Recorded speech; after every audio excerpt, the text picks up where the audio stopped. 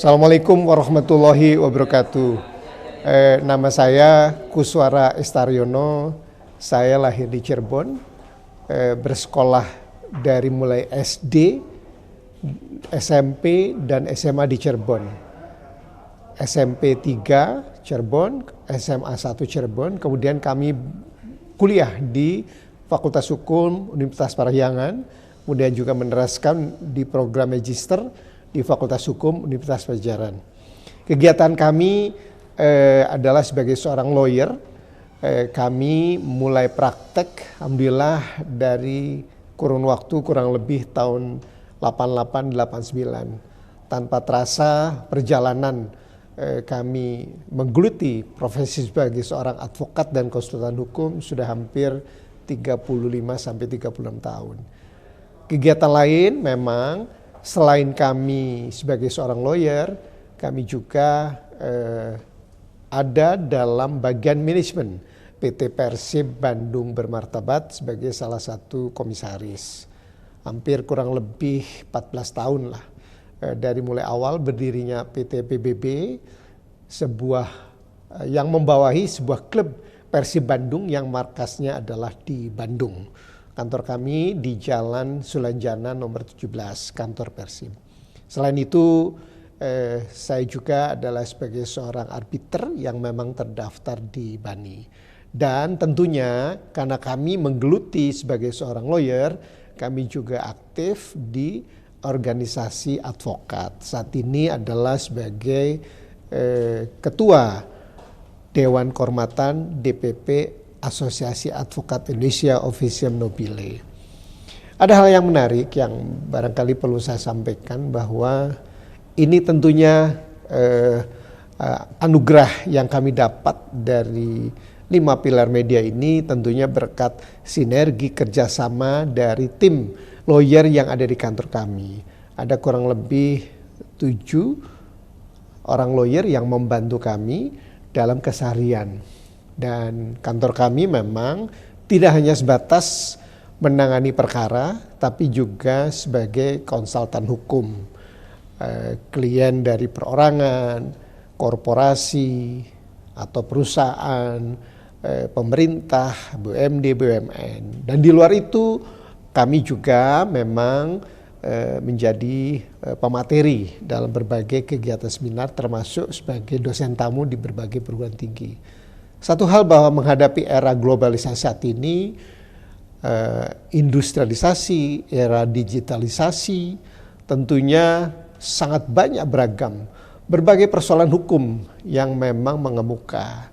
Sesungguhnya bahwa persoalan hukum itu tidak hanya sebatas perkara, tapi dalam arti contoh kecil misalnya di dalam membuat sebuah perjanjian kaitannya misalnya kerjasama dan lain-lain. Nah, tentunya ini juga membutuhkan peran seorang lawyer. Kalaupun nanti akhirnya perjanjian ini dituangkan dalam sebuah perjanjian di hadapan notaris. Nah, jadi sebetulnya sedemikian banyak hal yang memang dilakukan oleh seorang lawyer. Jadi tidak melulu menangani perkara, membela perkara di pengadilan, perkara pidana, sebagai kuasa dalam perkara perdata, tata usaha negara, perdata agama dan lain-lain. Tapi itu tadi sebagai seorang konsultan memberikan advice kepada klien berkaitan dengan aspek hukum. Dan satu lagi, apalagi di era seperti sekarang, cukup banyak anak-anak muda yang potensial yang kami sering jumpai pada saat memberikan materi di pendidikan advokat. Kami selalu memberikan semacam pesan kepada generasi muda untuk menambah wawasan. Tidak hanya aspek hukum, tapi aspek-aspek lain. Wawasan itu menjadi sangat penting dan kami rasakan betul.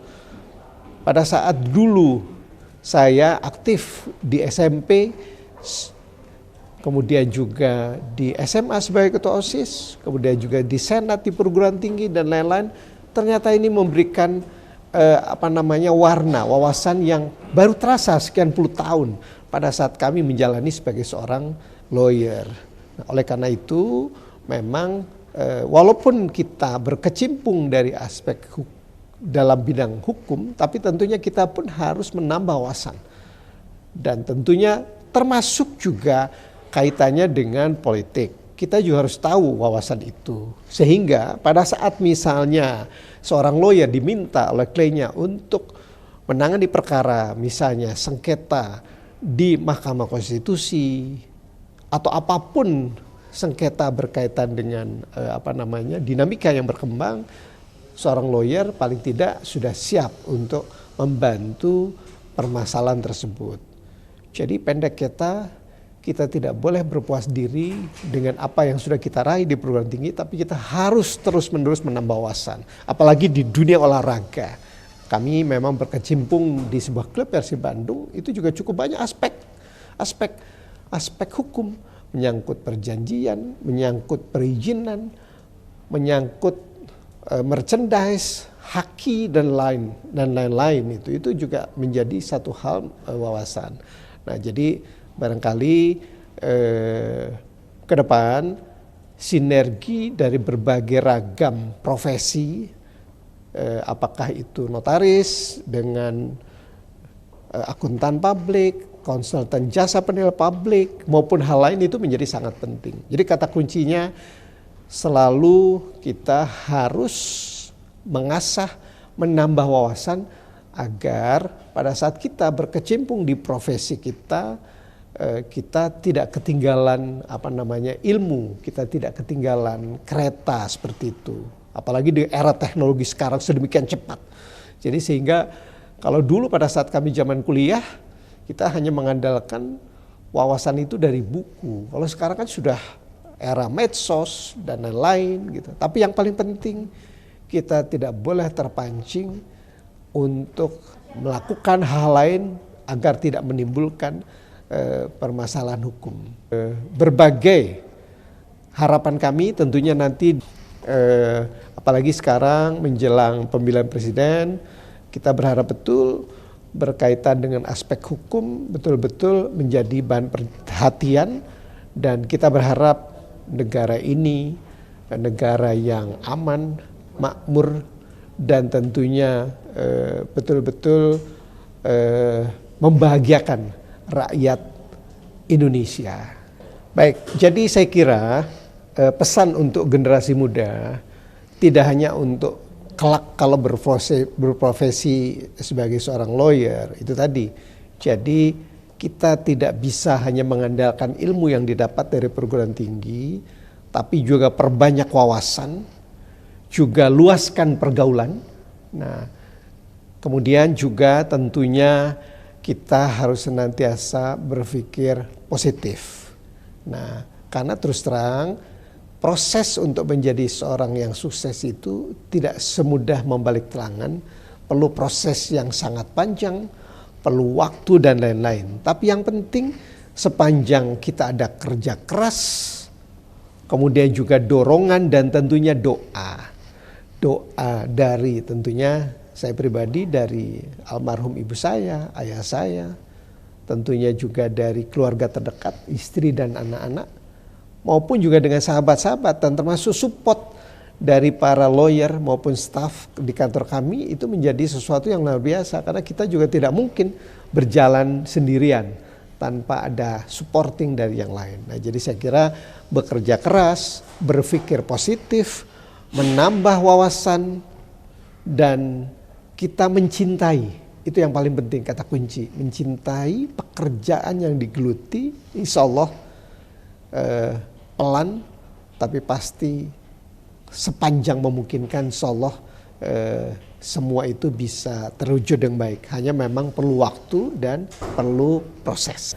Nah, kemudian juga tidak asal bicara. Nah, dan tempatkan pada proporsi yang sesungguhnya, karena memang itu ada ketentuan yang diatur tentang hal itu. Jadi prinsipnya perlu selektif dalam hal berkaitan dengan kegiatan di medsos. Ya, harapan kami tentunya kita berharap siapapun nanti yang terpilih bisa memimpin negara Republik Indonesia ini ke depan dalam rangka untuk istilahnya tuh lebih membawa masyarakat bisa maju, baik itu lahir maupun batin. Tapi tentunya juga memang harapannya adalah supaya masyarakat betul-betul tercipta keadilan, kemudian juga kemakmuran, dan tentunya harus dijaga betul itu pilar dari Pancasila. Saya kira itu yang paling penting. Ya mudah-mudahan semuanya proses itu bisa berjalan dengan baik dan negara kita semakin aman, semakin jaya. Itu barangkali yang kami harapkan seperti itu. Para pemirsa khalayak, jangan lupa untuk bisa subscribe 5 Pelir Media di dalam YouTube ini. Terima kasih.